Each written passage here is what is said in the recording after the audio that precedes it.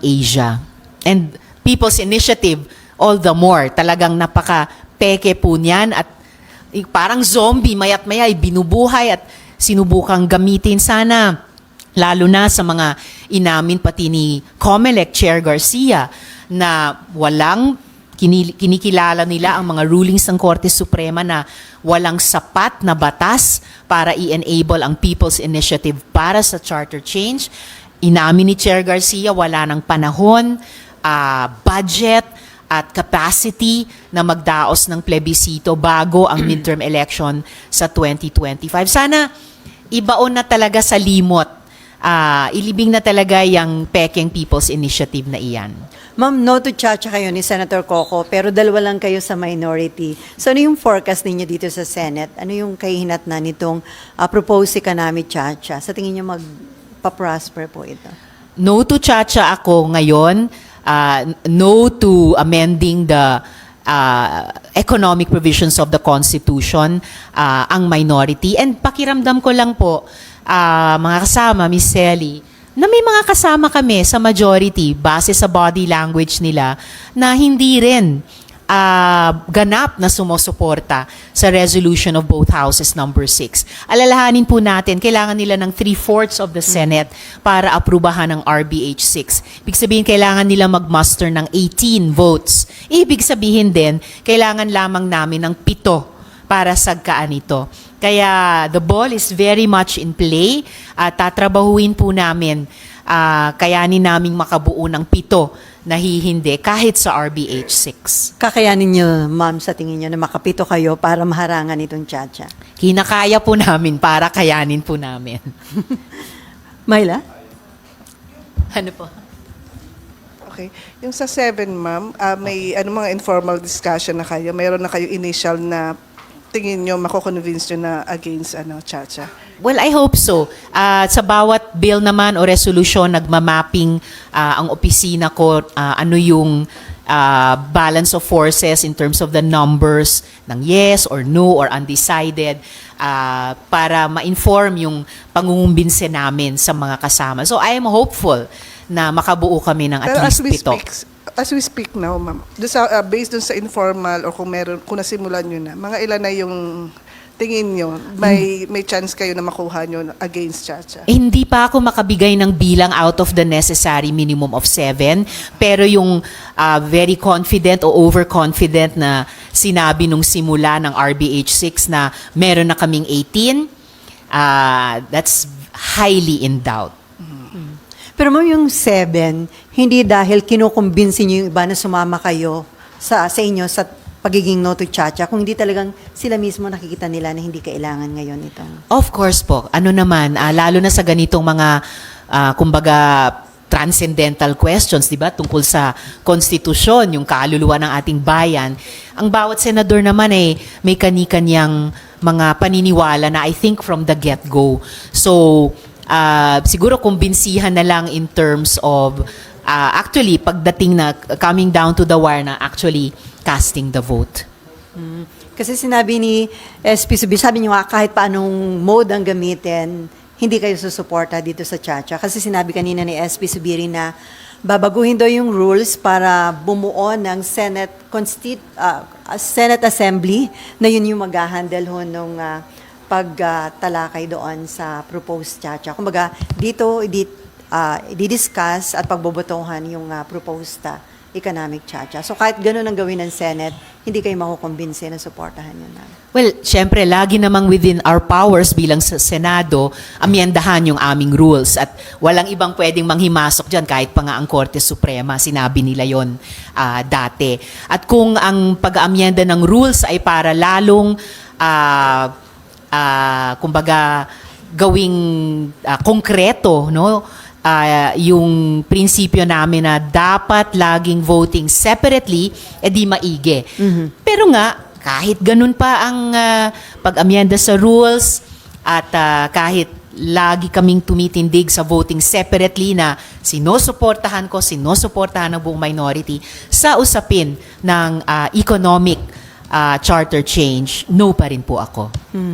Ay ma'am, dun sa hearing about People's Initiative, ano dating sa inyo dun sa pagtanggi ni Pirma Lead Convener Oñate na isubmit yung names ng mga donors?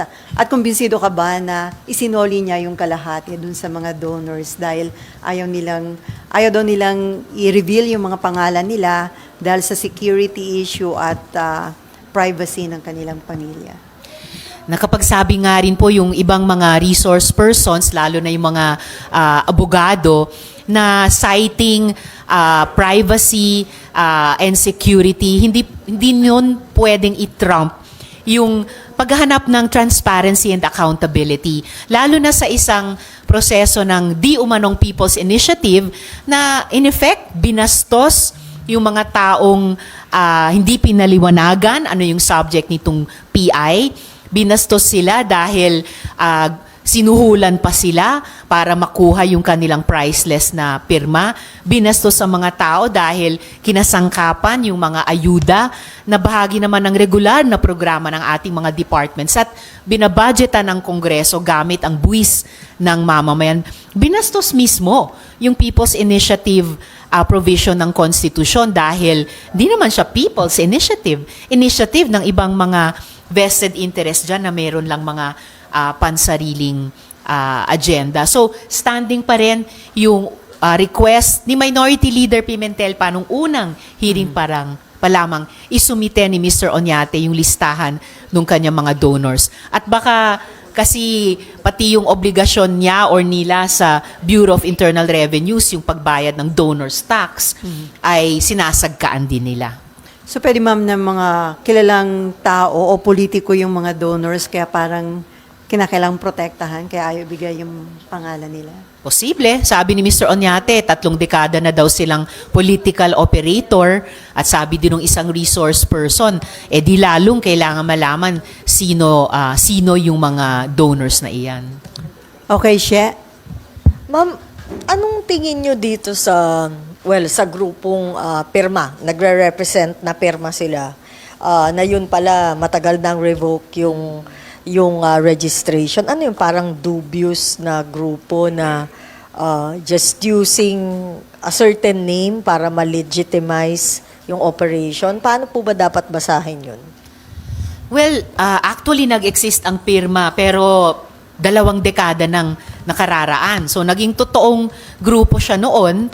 Kaya hindi ko alam kung dubious yung group ngayon, but certainly dubious yung practice nila na parang kukunin lang nilang isang damit at ibibihis sa sarili nila para magmukhang People's Initiative advocates or actors, pero hindi naman talaga galing sa taong bayan yung initiative na iyan. At kapag dubious ang moves mo, di nagmumukha kang dubious group, di ba?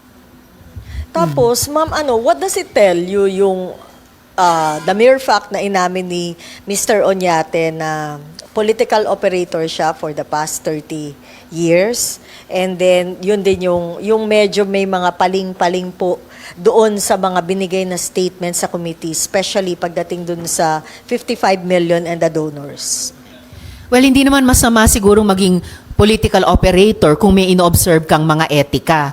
Pero whether political operator o iba pang klaseng tao, pag humarap ka sa Senate hearing, huwag kang magsisinungaling at huwag kang maglilihim. Under oath nga pinasumpa ng chair sa COMSEC lahat ng witnesses, pati si Mr. Oñate. Habang pinapalitan nila mayat maya yung mga sagot nila or napasisinungalingan ng mga photograph, yung mga una nilang sagot, hindi lang yun nakakatawa sa mga nakakasaksi, pero lalong lumalalim yung pagtanim ng duda, yung pag-akala na dubious talaga either itong grupong ito o yung isinasagawa nilang People's Initiative sa ganyang mga actuations nila sa hearing.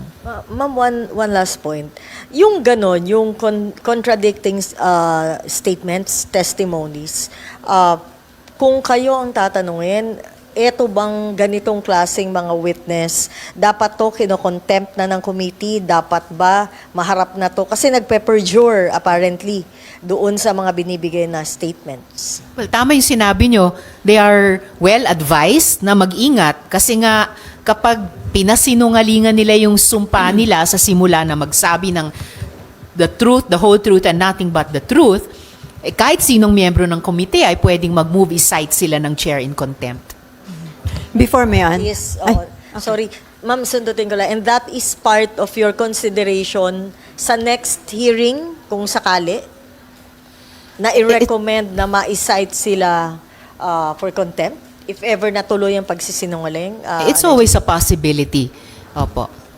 Before Mayan, ma'am, kahit dun sa mga issue nga ng suhulan, bayaran dyan sa signature campaign, sinabi ni Oñate, tuloy pa rin daw yung kanilang signature drive para sa People's Initiative. O, di ba? So, pinatotohanan niya na itinutuloy pa rin nila yung signature drive kahit dahan-dahang nababalatan at nabubunyagan yung People's Initiative, di umano na yan bilang fake People's Initiative. Kahit sinabi na ng COMELEC na hindi na nila tinatanggap o tatanggapin yung mga forms na pinuno nila ng pirma. Kahit sinabi pa ng ibang mga leader na hindi na nagpapatuloy ang PI na yan, so napatotohanan yung nalalaman namin dito naman sa Senado na tuloy pa rin. So bakit? Ano pang inaasahan nila? On track pa rin ba sila sa akala nila sa orig na timetable nilang sa July magpi-plebiscite? Or isa-save lang ba nila lahat ng mga forms na iyan, lahat ng mga pirmang iyan para at some later date, bubuhay na naman ang zombie ng kanilang tsa-tsa para gamitin yung mga pirmang iyon. Kaya concerned din po ang Senado na wala pang procedure ang COMELEC para ang sino mang nakapirma pero ngayon gustong bawiin yung pirma niya ay magawa iyon para hindi nasa sa kamay ng isang grupo na maaring gamitin na naman yan sa kung anong paraan in the future. So ma'am, ano yung nakikita niyo dahilan? Ba't ganun sila kadeterminado na i-push pa rin itong questionableng People's Initiative? May mga malalaking tao kaya behind them? Kaya Malamang ganun. Kapag kumbaga, nahuli na tayo or sinita na tayo sa paggawa ng isang bagay na mali o malamang mali, pero pinagpapatuloy pa rin natin, nagpapakita po yan ng impunity. At yang impunity na yan, whether sa pagbastos sa konstitusyon o sa pagbastos sa mamamayan, yan ay dapat nating basagin. So para sa inyo ma'am, dapat ituloy pa rin itong investigation ng committee ni Senator Amy about People's Initiative kahit na parang nagkasundo na si SP at si Speaker Romualdez na itigil na daw itong mga bangayan, mag-work together para nga maipasa yung mga kinakailangan legislation at para na-mention ni SP na as a friend, itatry yata niyang kumbinsihin si Senator Amy na kung pwede na itigil na, bagamat nirerespeto daw niya yung mga chairman ng committee sa kanilang ginagawa investigation. Sa tingin ko rin, balak ipagpatuloy ni Sen. Amy ang investigasyon. Of course, in the end, yung tagal o iksi, kung kailan magpapatuloy o titigil ng isang hearing, ay nasa kamay nga ng chair. Pero ang pakiramdam ko sa huling hearing na dinaluhan ko ay malamang sa hindi, magpatuloy pa rin yan. As for the bangayan, well, part yan, unfortunately, naging part na yan ng environment nitong nakaraang mga buwan. Basta alam ko, hindi ang Senado nagsimulaan yan. May habol ka. Mayan and then She. Ma'am, yung sa list of sponsors na tanong ni Ate Sel po, but is there any way that you can still get the list of sponsors even if sinasabi nila Oñate, binalik na lang namin yung pera, tas ayaw nga raw pong magpa-reveal ng name because of security reason? Is there any way that the Senate can still compel them to release the list of donors? Donors. Apo. Yes, nakapag-issue na ang komite through the chair ng Sapina Duces Tecum. So, obligado po silang isumite yung mga dokumentong yun. In-acknowledge ni Attorney Afisado na natanggap nila yung subpoena iyon for the documents. How does it work, ma'am? Paano kung ayaw nga talaga nung donors na ipa-reveal yung names nila? Paano yun mababasa sa harap ng committee po yung names nila na delete sila? Sinabi din po ni Chair, pwedeng sa executive session. So, kumbaga, hindi unreasonable ang komite, hindi unreasonable ang chair. At may mga iba't ibang instrumento at pamamaraan para makuha ang impormasyong kailangan ng komite para dinigin ng kumpleto ang isang resolusyon. Lalo na yung ganitong kaimportanteng resolusyon na may kinalaman sa konstitusyon. Process pa rin, ma'am. If you see names on the donors list na mga politiko, can you tell the public about them since they are public figures po o hindi rin? Kung itatawag ng chair ang isang executive session at kung madinig iyon at malaman namin in executive session, meron din namang mga protocols that bind us. Pero at least, nasa knowledge na ng komite na pwedeng i-shape yung aming findings at saka recommendations sa committee report. Isa na lang po, about sa AKAP funds, si DSWD Secretary Gatchalian has been very active naman in explaining and so far clear that hindi nga galing sa kanila yung request ng AKAP, pero they will really use it for the near poor families. Ito yung mga above lang ng konti dun sa mga 4Ps beneficiaries. And they're saying, DSWD saying, they're gonna use this for the near poor families and not for PI. Will that be enough? Well, it's good to hear that kind of a reassurance from the secretary na hindi ito gagamitin sa PI or iba pang nefarious purposes. Kung usapin ng ayuda, kung usapin ng social protection, lagi ko namang sinusuportahan yan. Lagi namang sinusuportahan yan ng minority. Ang importante ay dumadaan sa tamang proseso at ginagamit sa tamang paggagamitan at hindi nga sa mga mali.